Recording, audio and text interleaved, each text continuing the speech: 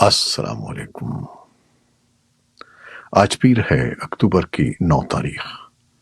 پاکستان میں سر شام کے 7، بھارت میں 7:30، اور یہاں ہمارے اسٹوڈیوز کی گھڑیوں میں صبح کے 10 بج رہے ہیں۔ وائس آف امریکہ واشنگٹن کی اردو سروس سے میں ہوں خالد حمید، خبروں کے ایک بلیٹن کے ساتھ۔ اسرائیل اور غزہ کے عسکری گروپ حماس کے درمیان تیسرے دن بھی لڑائی جاری ہے۔ اس دوران اسرائیل میں 700 جبکہ غزہ میں 400 اموات ہو چکی ہیں۔ اسرائیل کی فوج نے پیر کو جاری کیے گئے ایک بیان میں کہا ہے کہ اس نے غزہ میں عسکری تنظیموں، حماس اور اسلامی جہاد کے سینکڑوں ٹھکانوں کو گزشتہ شب نشانہ بنایا ہے۔ اسرائیل کے جنوب میں غزہ کے سرحدی علاقوں میں متعدد مقامات پر اب بھی لڑائی جاری ہے۔ خبر رساں ادارے رائٹرز کے مطابق اسرائیلی فوج کے ترجمان کا کہنا تھا کہ 7 سے 8 مقامات پر لڑائی جاری ہے۔ اس صورتحال پر اقوام متحدہ کے سیکیورٹی کونسل کا بند کمرے کا اجلاس ہوا، جو کسی نتیجے پر پہنچے بغیر ختم ہو گیا۔ اجلاس کے حوالے سے امریکہ کا کہنا ہے کہ کئی ممالک نے حماس کے حملے کی مذمت کی ہے۔ حماس اور اسرائیل کے درمیان ہفتے سے جاری لڑائی سے پیدا ہونے والی صورتحال پر غور کے لیے سیکیورٹی کونسل کے اتوار کو ہونے والے ہنگامی اجلاس میں امریکہ نے رکن ممالک سے حماس کے حملوں کی مذمت کا مطالبہ کیا، تاہم تمام ممالک کی جانب سے اس پر فوری طور پر رد عمل سامنے نہیں آیا۔ امریکہ حماس کی کارروائی کو دہشت گردی کے سفاکانہ حملے قرار دے رہا ہے۔ دوسری جانب اقوام متحدہ میں روسی سفیر وازیلی نبیزا نے خبر رساں ادارے ایسوسی ایٹڈ پریس سے گفتگو میں کہا کہ سیکیورٹی کونسل کے اجلاس میں امریکہ نے یہ کہنے کی کوشش کی ہے کہ ماسکو حملوں کی مذمت نہیں کر رہا، لیکن یہ بات درست نہیں ہے۔ ہم نے شہریوں پر ہونے والے تمام حملوں کی مذمت کی ہے۔ قبل ازیں چین کے اقوام متحدہ میں سفیر ژانگ جن نے سیکیورٹی کونسل کے اجلاس میں جاتے ہوئے اس موقف کا اظہار کیا تھا، تاہم انہوں نے حماس کا نام نہیں لیا۔ اقوام متحدہ کی سیکیورٹی کونسل کے غیر مستقل ارکان میں مالٹا شامل ہے، جس نے یہ ہنگامی اجلاس بلانے کا مطالبہ کیا تھا۔ مالٹا کی اقوام متحدہ میں سفیر کا کہنا تھا کہ مذمت زیادہ تر حماس کی ہونی چاہیے۔ انہوں نے کہا کہ فلسطینی عوام بھی اس لڑائی میں ظلم کا شکار ہیں اور حماس نے انہیں بھی اس صورتحال سے دوچار کیا ہے۔ اسرائیلی سفیر نے حماس کے ان حملوں کو اسرائیل کا 9/11 قرار دیا، جبکہ اقوام متحدہ میں فلسطینی سفیر ریاض منصور کا کہنا تھا کہ اسرائیل غزہ کی ناکہ بندی اور اس علاقے پر بار بار حملوں کے باوجود حماس کی فوجی صلاحیتوں کو تباہ نہیں کر سکا ہے۔ انسانی حقوق کی کونسل میں امریکہ کی اعلیٰ ایلچی کی قیادت میں پیر کے روز افغانستان میں زلزلہ متاثرین اور اسرائیلی شہریوں کے لیے ایک لمحے کی خاموشی اختیار کی گئی۔ کمرے میں موجود ارجنٹائن، برطانیہ، فرانس اور روس جیسے ممالک کے سفیروں سمیت درجنوں سفارتکار مرنے والوں کے احترام میں کھڑے ہو گئے۔ امریکی ایلچی مائشل ٹیلر نے کہا کہ ہم اس قدرتی آفت سے متاثر ہونے والے خاندانوں کے لیے دعا گو ہیں۔ بھارت کی سیاسی جماعتوں نے اسرائیل اور حماس کی لڑائی پر ملا جلا رد عمل ظاہر کیا ہے، جبکہ بھارت میں اسرائیل کے سفیر نے کہا ہے کہ ان کے ملک کو بھارت کی مضبوط حمایت کی ضرورت ہے، کیونکہ وہ ایک بااثر ملک ہے اور دہشت گردی کے چیلنج کو جانتا ہے۔ بھارتی وزیر اعظم نریندر مودی نے اسرائیل پر حماس کے حملے کے بعد کہا کہ اسرائیل میں دہشت گردانہ حملوں کی خبر سے شدید صدمہ پہنچا ہے۔ انہوں نے کہا کہ ہمارے خیالات اور دعائیں معصوم متاثرین اور ان کے اہل خانہ کے ساتھ ہیں۔ ہم اس مشکل گھڑی میں اسرائیل کے ساتھ یکجہتی کے ساتھ کھڑے ہیں۔ اصل اپوزیشن جماعت کانگریس نے حماس کے حملوں کی مذمت کی، لیکن فلسطینی کاز کے لیے اپنی روایتی حمایت کا اعادہ بھی کیا۔ بائیں بازو کی جماعتوں نے مسئلے کے 2 ریاستی حل پر زور دیا۔ پی ڈی پی کی صدر محبوبہ مفتی نے حماس اسرائیل لڑائی اور جان و مال کے نقصان کو انتہائی افسوسناک قرار دیا۔ امریکہ اسرائیل سے اظہار یکجہتی کے لیے اپنے جدید ترین طیارہ بردار بحری جہاز ایک مکمل کیریئر اسٹرائک گروپ کے ساتھ بھیج رہا ہے۔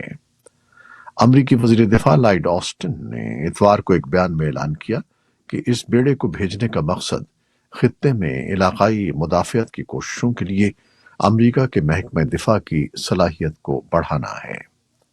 اس بحری بیڑے کو امریکہ کی نیوی امریکہ کا سب سے بڑا اور مضبوط ترین جنگی جہاز قرار دیتی ہے۔ انہوں نے کہا کہ امریکہ آنے والے دنوں میں اسرائیل کی فوج کو مزید آلات، وسائل اور ہتھیار بھی فراہم کرے گا۔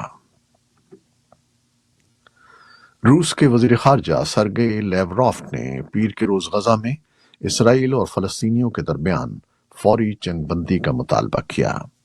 ماسکو میں عرب لیگ کے سیکرٹری جنرل احمد ابو الغیط کے ساتھ ملاقات میں لیوروف نے کہا کہ لڑائی کو فوری طور پر روکنا ضروری ہے۔ انہوں نے کہا کہ روس دیگر ممالک کے ساتھ مل کر مسائل کے حل کے لیے کردار ادا کرنے کو تیار ہے۔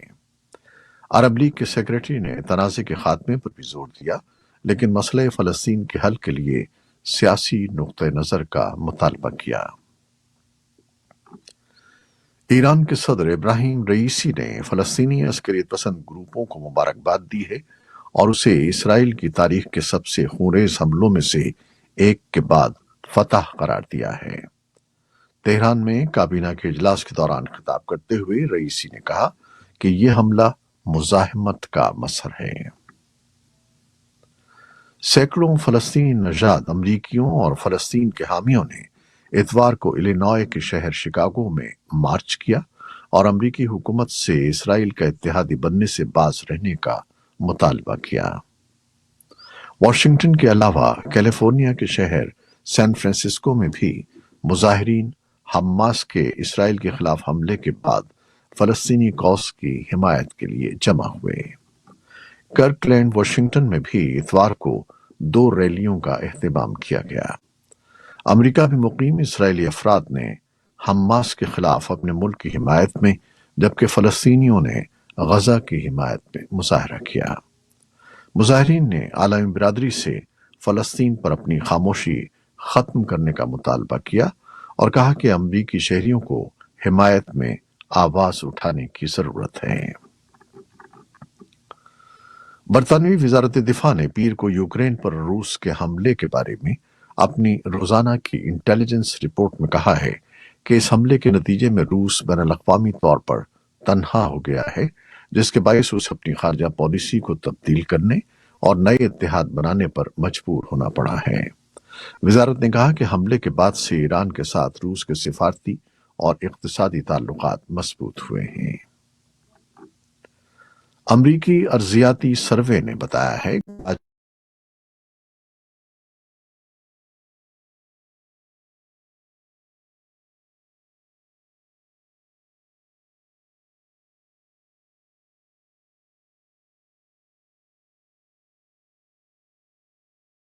ایک بڑا زلزلہ آیا تھا۔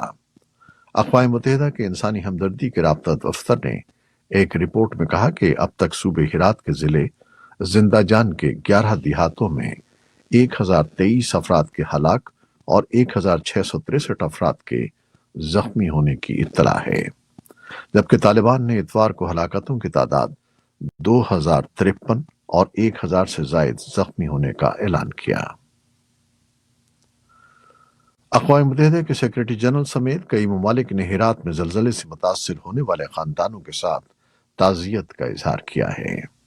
اینٹونیو گوتریس نے ایک بیان میں کہا کہ اقوام متحدہ اور افغانستان میں ہمارے شراکت دار فوری طور پر ضروریات کا جائزہ لینے اور ہنگامی امداد فراہم کرنے کے لیے طالبان حکام کے ساتھ رابطہ کر رہے ہیں۔ امریکی وزیر خارجہ اینٹنی بلنکن نے بھی ٹویٹ کیا کہ امریکہ شمال مغربی افغانستان کے زلزلے کے اثرات کا بغور جائزہ لے رہا ہے۔ دریں اثنا ایرانی وزیر خارجہ نے پیر کے روز امیر خان متقی کے ساتھ ٹیلی فون پر بات چیت کرتے ہوئے ہرات میں ضرورت مند لوگوں کو امداد فراہم کرنے کے لیے اپنے ملک کی تیاری کا اظہار کیا۔ اس کے علاوہ پاکستان، سعودی عرب، چین، ناروے، کینیڈا، بیلجیم، ترکی، جاپان اور متعدد ممالک نے الگ الگ بیانات میں افغانستان میں زلزلے سے متاثرہ خاندانوں کے ساتھ یکجہتی کا اظہار کیا۔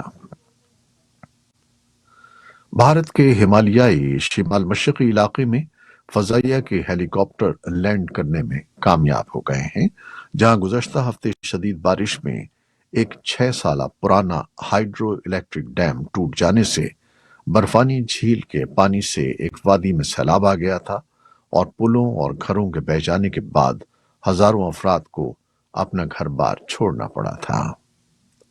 پولیس کا کہنا ہے کہ ریسکیورز کو اب تک 52 لاشیں ملی ہیں اور تلاش جاری ہے، جبکہ 100 کے قریب افراد ابھی تک لاپتہ ہیں۔ یہ تھی وہ خبریں جو فیس بک لائیو پر ہم نے آپ کے لیے پیش کی۔ ہماری ویب سائٹ، یوٹیوب اور پوڈ کاسٹ پر یہ بلیٹن آپ کے لیے پوسٹ کر دیا جاتا ہے۔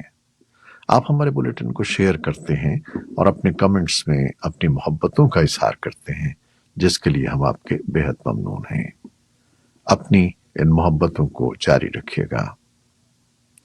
نیوز پروڈیوسر سید اصفر امام اور نیوز ایڈیٹر بہجت جیلانی کے ساتھ خالد حمید کو اب اجازت دیجیے گا۔ اللہ حافظ۔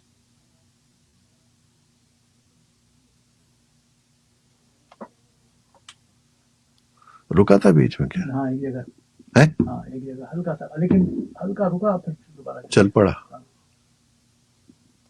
وہ آپ نے ادھر دیکھا، میں ڈر گیا، میں نے کہا یار یہی تھا، میں نے کہا یار وہاں آ تو نہیں آیا، لیکن وہاں چل رہا تھا، یہاں ٹھیک تھا، اچھا، یہاں رکا ہوا تھا، لیکن ادھر چل رہا تھا۔ ادھر چل رہا تھا۔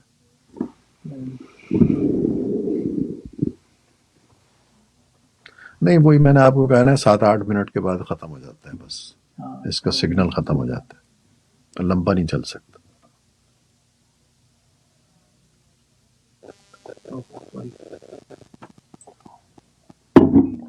ہمیں بس 8 منٹ کی خبریں ہونی چاہیے۔